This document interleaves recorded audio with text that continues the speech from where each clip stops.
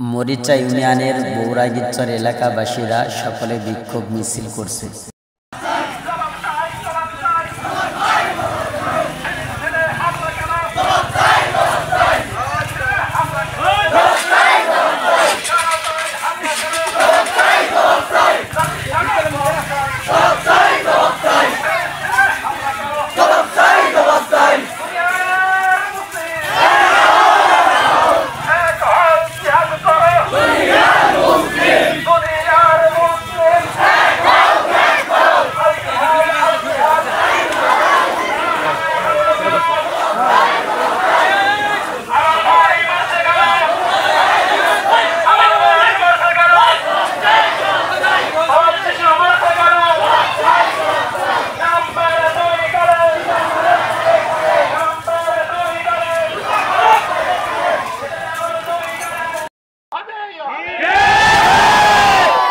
আমাদের সবচেয়ে বড় হাতিয়ার হচ্ছে রাসূল সাল্লাল্লাহু আলাইহি ওয়াসাল্লাম বলেছেন মুমিনের সবচেয়ে বড় হাতিয়ার দোয়া।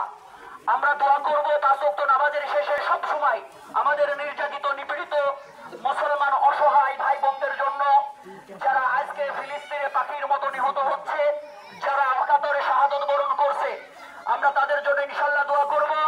আমাদের এলাকাবাসী সকলকে অনুরোধ করব, আপনারা বিশেষ করে আপনাদের দোয়ার ভিতরে ফিলিস্তিনের নির্যাতিত ভাই বোনদের অংশগ্রহণ থাকবে, যেহেতু তারা নিরীহ মানুষ, তাদের জন্য দোয়া করবে ইনশাআল্লাহ।